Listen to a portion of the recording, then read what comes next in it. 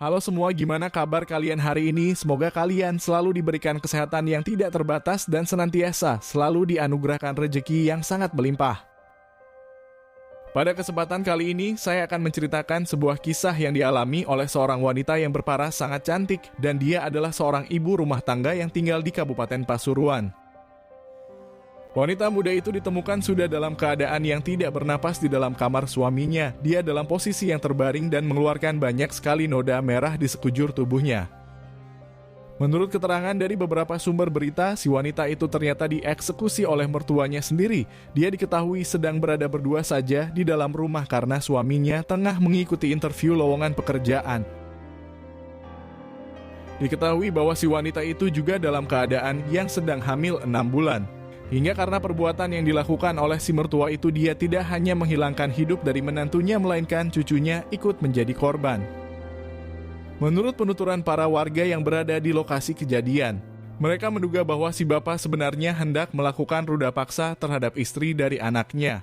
Namun karena dia mendapat perlawanan yang cukup sengit, maka hal itulah yang membuatnya melakukan tindakan tersebut.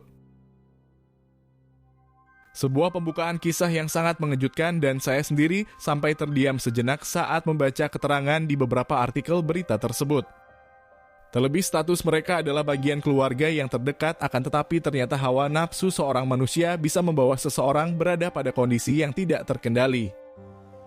Dalam kesempatan kali ini saya akan menceritakan kisah tersebut secara keseluruhan dan mengungkapkan beberapa fakta atas apa yang sebenarnya terjadi. Semoga kisah ini juga bisa menjadi pelajaran untuk kita semua, agar senantiasa para menantu dan para mertua bisa mengambil sisi positif atas peristiwa ini, dan kejadian yang serupa tidak akan pernah terulang kembali. Sebelum saya akan masuk ke dalam kronologis dari kisah antara menantu dan mertua tersebut, saya terlebih dahulu akan menceritakan latar belakang dari kehidupan korban, agar senantiasa kita semua bisa memahami alur yang sebenarnya terjadi dari kasus itu. Wanita muda tersebut bernama Fitria Almuniroh Hafidoh Diana yang berusia sekitar 23 tahun dan bertempat tinggal di perumahan Sinar Amerta Medayu Selatan di Kecamatan Rungkut di Provinsi Jawa Timur. Kehidupan masa remaja dari Fitria Almuniroh ternyata memiliki status akademis yang cukup baik. Setelah dia lulus dari sekolah menengah atas, Fitria kemudian melanjutkan pendidikan di sebuah universitas terbuka di kota Surabaya. Dan dia mengambil jurusan ekonomi di Fakultas Manajemen Bisnis. Menurut keterangan dari teman-temannya, Fitria Almuniroh termasuk pelajar yang cukup pintar di kelas, dia bahkan memiliki nilai IPK di atas dari murid-murid yang lain. Meskipun dalam segi sosialisasi dia termasuk orang yang jarang bergaul, namun secara keseluruhan Fitria memiliki akhlak yang baik dan selalu menyapa saat mereka berpapasan dengannya. Selain itu, kedua orang tua dari Fitria Almuniroh ternyata bukan orang yang sembarangan. Keluarganya berasal dari kalangan yang berpendidikan. Sebab ibunya adalah seorang kepala sekolah di SMP Negeri Kalibokor di kota Surabaya. Sementara bapaknya adalah pekerja desa dalam sistem pemerintahan di tempat tinggalnya. Menurut keterangan dari pihak keluarga, Fitria Almuniroh juga dikenal sebagai anak yang penurut. Dia sama sekali tidak pernah memiliki riwayat kenakalan dan cenderung menghabiskan masa gadisnya di rumah. Dia juga selalu dididik untuk memahami norma agama dan pendidikan sopan santun selalu ditanamkan sejak dirinya masih kecil. Hingga di masa remaja dari Fitria Almuniroh tersebut, dia kemudian bertemu dengan seorang pria yang cukup tampan. Dia bernama Muhammad Sueb Wibisono yang berasal dari Kabupaten Pasuruan. Karena Fitria mempunyai sifat pemalu dan tidak banyak memiliki teman, kehadiran dari pria Pasuruan itu kemudian mengubah hidupnya secara keseluruhan. Mereka berdua akhirnya memutuskan untuk berpacaran hingga beberapa bulan berikutnya Muhammad Sueb kemudian mengajak Fitria Almuniroh untuk melangkah ke jenjang pernikahan. Hingga pada tahun 2021 keduanya akhirnya resmi menjadi sepasang suami dan istri, meskipun awalnya Fitria mendapat pertentangan dari keluarga besarnya mengenai status sosial suaminya.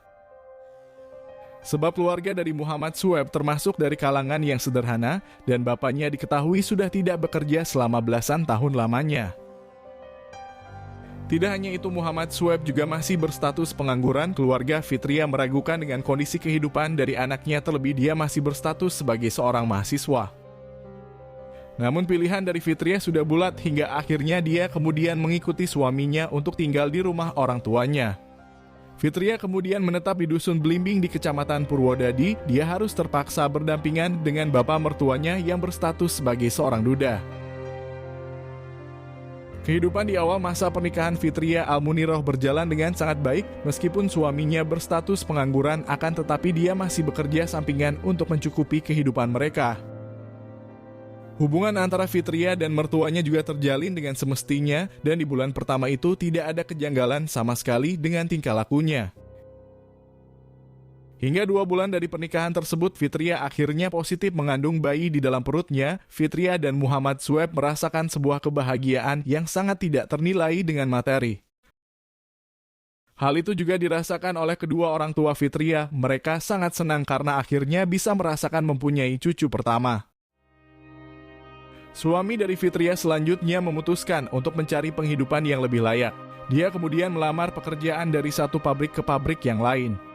Akan tetapi usahanya itu selalu gagal dan di bulan ke-6 kehamilan istrinya dia masih saja dalam keadaan yang menganggur. Namun Fitria Almuniroh termasuk seorang istri yang sangat penurut. Dia sama sekali tidak pernah mempermasalahkan status dari suaminya. Dan Fitria selalu bisa mensyukuri nikmat hingga berbakti pada suaminya adalah tujuan yang utama.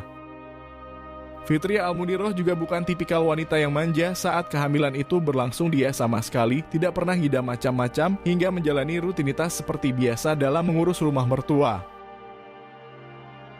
Namun menurut pengakuan dari teman dekatnya, Fitria Almuniroh sebenarnya sedikit merasa risih dengan kelakuan dari mertuanya. Kehidupan yang tidak terkendali dari bapak kandung suaminya itu sempat membuat Fitria merasa takut dan tertekan hidup di sana. Namun dia tidak berani berkata jujur kepada suaminya. Fitria takut bahwa suaminya akan merasa sakit hati dengan ucapannya tersebut. Hingga pada tanggal 31 Oktober di tahun 2023, suami dari Fitria Almuniroh akhirnya mendapat panggilan interview di sebuah pabrik. Dan ini adalah tes terakhir sebelum dia akan diterima untuk bekerja di sana. Fitria dan Muhammad Sueb sangat berharap bahwa kali ini dia bisa diterima. Mereka tentu ingin memberikan yang terbaik saat anak pertamanya itu sudah dilahirkan. Muhammad Sueb kemudian meninggalkan istrinya di rumah bersama dengan mertuanya. Dia juga sempat berpamitan kepada bapaknya dan meminta doa agar segera diterima untuk bekerja. Menurut keterangan yang saya dapatkan, setelah ditinggal oleh suaminya, Fitria kemudian beraktivitas seperti biasa. Dia selanjutnya menjalani tugas sebagai seorang istri dalam mengurus dan membersihkan rumah. Dia juga sempat mengobrol dengan mertuanya. Hal itu berkaitan dengan sejumlah hutang dari suaminya yang menumpuk sangat banyak. Fitria Almuniroh kemudian mengusulkan untuk menjual televisi yang ada di kamarnya. Dia juga sempat menelpon ibunya untuk menawarkan TV itu dan hendak menjualnya. Namun sikap dari mertuanya belakangan ini memang sedikit agak rese. Dia sering marah-marah tidak jelas dan bertingkah aneh di depannya. Hal itu juga disampaikan oleh tetangga dekat dari mereka bahwa mertua yang bernama Hoiri itu dalam 2 hari ini memang seperti orang yang sedang kesurupan. Namun para tetangga masih menganggapnya dalam batas yang wajar karena kelakuan Hoiri memang selalu seperti itu semenjak dia ditinggal pergi oleh istrinya. Diketahui dari beberapa keterangan di sumber berita, Hoiri juga termasuk preman kampung yang gemar meminum minuman keras. Dia juga sering mampir ke warung ijo untuk bertransaksi dengan wanita di atas ranjang kasur. Singkat cerita, setelah Fitria Almuniroh selesai dalam menjalani tugasnya membersihkan rumah, dia kemudian beranjak untuk membersihkan diri di dalam kamar mandi. Fitria Almuniroh yang merasa bahwa mertuanya sudah dianggap seperti bapak sendiri, aktivitas mandinya itu dilakukan seperti biasa dan tidak ada penjagaan secara khusus. Hingga diketahui dari keterangan Hoiri yang ditulis di sebuah artikel berita, ternyata saat menantunya itu sedang mandi, dia diam-diam mengintipnya dari ruang tamu. Meskipun dia tidak melihat secara langsung, namun guyuran air yang membasahi tubuh Fitria membuat Hoiri terpacu adrenalinnya begitu sangat tinggi.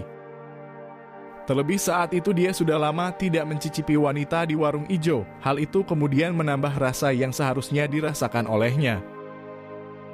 Hingga setelah Fitria sudah selesai mandi dan menuju ke kamarnya, desakan birahi itu kemudian menjadi tidak terkendali di dalam benaknya.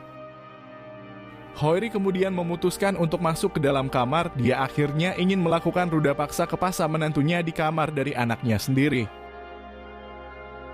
Menurut kesaksian dari Hoiri di kantor kepolisian, saat itu pikirannya sedang sumpek dan dia seperti terdorong untuk melakukan tindakan menjijikan tersebut. Hingga setelah berhasil memeluk menantunya dengan sangat kuat, di sana terjadi perlawanan yang cukup sengit dari Fitria, bahkan dia berteriak sangat keras dan mengancam akan melaporkannya ke pihak yang berwajib. Karena hal itu kemudian membuat Hoiri menjadi sangat panik, dia merasa takut bahwa aksi yang dirinya lakukan akan dilaporkan. Hoiri selanjutnya menuju ke arah dapur, dan setelah mengambil sebuah benda tajam, dia akhirnya kembali lagi ke kamar dari menantunya tersebut. Di sana Hoiri kemudian melakukan eksekusi tersebut. Dia menghujamkannya ke bagian leher sampai membuatnya hampir terputus. Tindakan dari Hoiri terhitung sangat cepat. Dia juga tidak menyangka bahwa sudah melakukan aksi tersebut terhadap menantunya sendiri. Hingga setelah melakukan itu semua, Hoiri kemudian lari ke rumah saudara yang tepat berada di samping rumahnya. Saat itu rumahnya sedang sepi dan Hoiri langsung mengunci kamar untuk mengurung dirinya di sana.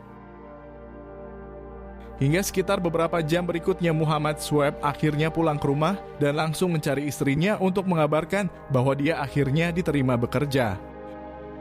Namun kebahagiaan yang ingin dibagikannya itu ternyata berakhir dramatis saat Muhammad Shuaib melihat istrinya sedang terbaring dengan noda merah yang membasahi seluruh tubuhnya. Muhammad Shuaib kemudian memeluk istrinya dengan begitu sangat kuat, dia langsung terdiam sejenak untuk memastikan kenyataan ini ternyata benar adanya. Muhammad Shuaib selanjutnya meminta tolong ke beberapa warga yang lain. Dia kemudian membawa istrinya ke rumah sakit yang tidak jauh dari rumahnya. Hingga setelah berada di ruang unit gawat darurat, para medis di sana memastikan bahwa istri dan anaknya sudah tidak lagi bisa tertolong. Sementara itu, para warga yang berkumpul di tempat perkara akhirnya mengetahui bahwa perbuatan tersebut adalah tindakan dari Bapak Hoiri selaku mertua korban itu sendiri. Para warga juga menyadari bahwa Hoiri bersembunyi di rumah tetangganya, namun mereka kemudian memutuskan untuk menunggu pihak kepolisian agar penangkapan itu berjalan dengan semestinya.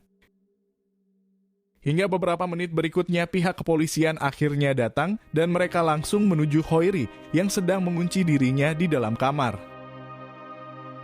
Awalnya mereka melakukan tindakan yang persuasif dan meminta Hoiri untuk segera menyerahkan diri. Namun karena tidak mendapat jawaban apapun dari dalam, pihak kepolisian kemudian memutuskan untuk mendobrak paksa pintu kamar tersebut. Hingga setelah itu Hoiri akhirnya berhasil diringkus dan dia kemudian dibawa ke kantor kepolisian di wilayah Kabupaten Pasuruan. Setelah dilakukan serangkaian interogasi terhadap pria yang berusia hampir 50 tahun itu, dia akhirnya mengakui semua perbuatan yang sudah dirinya lakukan. Awalnya Hoiri masih menutupi alasan atas aksi yang terjadi, hingga pihak kepolisian kemudian mencari beberapa bukti pendukung dan didapati bahwa memang ada indikasi percobaan ruda paksa yang dilakukan oleh pelaku. Pihak keluarga dari Fitria Almuniroh juga meminta kepada pihak kepolisian untuk bertindak tegas sebab eksekusi yang dilakukan Hoiri menyebabkan 2 orang sekaligus yang menjadi korban. Namun peristiwa ini masih dalam proses penyelidikan dan pendalaman, hingga vonis yang akan diberlakukan masih dalam pengkajian. Akan tetapi menurut beberapa artikel yang saya dapatkan, Hoiri kemungkinan besar akan dihukum selama 15 atau 20 tahun kurungan penjara. Semoga dari kisah ini kita bisa mengambil banyak pelajaran yang sangat berharga, terlebih ini ada kaitannya tentang kehidupan dalam berumah tangga. Sebenarnya memang dianjurkan bahwa pasangan suami istri harus berpisah dengan orang tua sebab banyak hal yang menjadi darurat jika dipaksakan untuk bersama. Karena sebagaimanapun mertua yang bersikap baik di depan, namun kita sama sekali tidak pernah mengetahui watak aslinya dari dalam. Saya juga berdoa untuk kalian semua yang masih menetap satu rumah dengan mertua, agar senantiasa diberikan rejeki agar bisa memiliki kehidupan yang lebih mandiri. Semoga atas apa yang sudah terjadi menjadi berkah untuk kita semua dan hal-hal yang menakutkan tidak akan pernah terjadi kepada kita ataupun keluarga terdekat kita. Terima kasih sudah menonton konten ini sampai habis. Jika kalian terinspirasi dengan kisah ini, saya berharap kalian untuk menekan tombol suka dan tuliskan pendapat kalian di bawah kolom komentar.